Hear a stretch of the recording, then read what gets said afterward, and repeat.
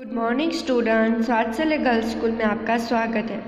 आज मैं आपको कक्षा 6 में एकम 3 जरा मुस्कुराइए यह पाठ का पठन कराऊंगी। इस एकम में जोक्स हैं, ठीक है।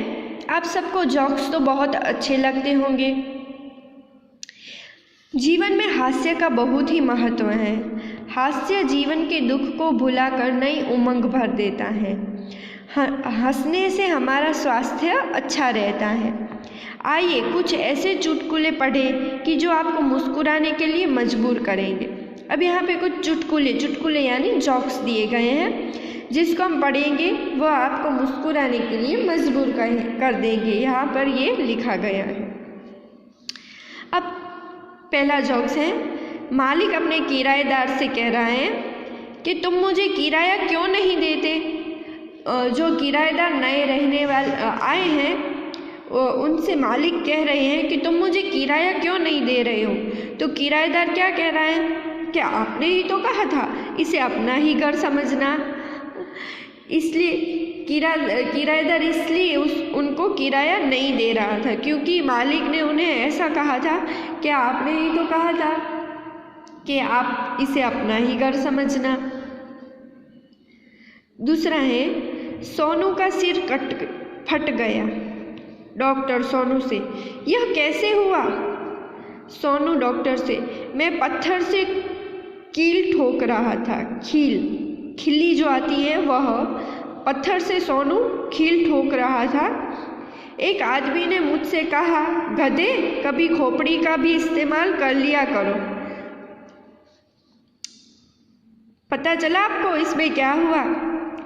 सोनू जो था वो पत्थर से कील ठोक रहा था, तो एक आदमी वहाँ से गुजर रहा था, जा रहा था, और उसने सोनू को क्या कहा, अरे गधे अपनी खोपड़ी का भी इस्तेमाल कर लो। तो सोनू ने क्या किया, वो जो कील थी वह खोपड़ी से ठोकने लगा, अपनी जो माथा होता है उससे वह कील ठोकने लगा, तो उसका सिर फट गया। ऐसा भी कोई करता है। जरा ऊंचा बोलो। माफ़ करें अंकल, इससे ऊंचा होकर मैं नहीं बोल सकता। अब इस चित्र में देख सकते हो, अंकल ने क्या कहा कि जरा ऊंचा बोलो।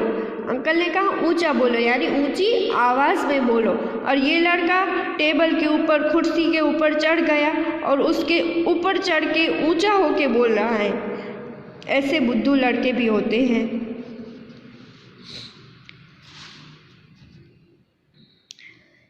एक शिक्षक हैं, वो विद्यार्थी से कह रहे हैं, डब्बू इतिहास में तुम फेल कैसे हो गए। शिक्षक क्या कह रहे हैं, तुम तो डब्बू हो, इतिहास में कैसे फेल हो गए। तो जो विद्यार्थी है वो कह रहा है, क्योंकि सभी प्रश्न उस समय के पूछे गए थे जब मैं पैदा भी नहीं हुआ था। बोलो, अब इतिहास में तो पहले के ही, भूतकाल के ही प्रश्न होते हैं, तो भूतकाल के प्रश्न पूछे गए थे। तो ये लड़का क्या कह रहा था कि जो भूतकाल के प्रश्न थे उसमें तो मैं पैदा ही नहीं हुआ था, और मुझे कैसे पता होगा कि उनका जवाब क्या था। मुन्ना, पापा कल मैंने रात के 1:30 बजे तक पढ़ाई की। मुन्ना क्या कह रहा है पापा से कि मैं रात के 1:30 बजे तक मैंने पढ़ाई की। पिता, शाबाश बेटे, लेकिन रात को 11 बजे के बाद तो सारे मोहल्ले की लाइट चली गई थी। मुन्ना, सच, मैं तो पढ़ने में इतना मगन था कि मुझे पता ही नहीं चला। बोलो, अब लाइट नहीं थी और वो 1:30 बजे तक पढ़ रहा था। इतना झूठ भी कोई बोलता है। मैं डाक खाने जा रहा हूँ। ही हंसते हुए, कितना भूखा है, कागज पत्र भी खा जाता है। बोलो,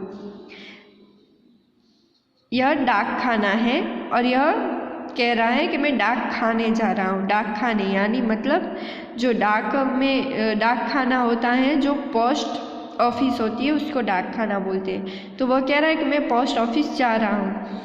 तो यह बुद्धू लड़का बोल रहा है हंस के कि बोलो, कितना भूखा है कि डाक भी खा जाता है, यानी डाक में जो कागज़ पत्र हैं वो भी खा जाता है।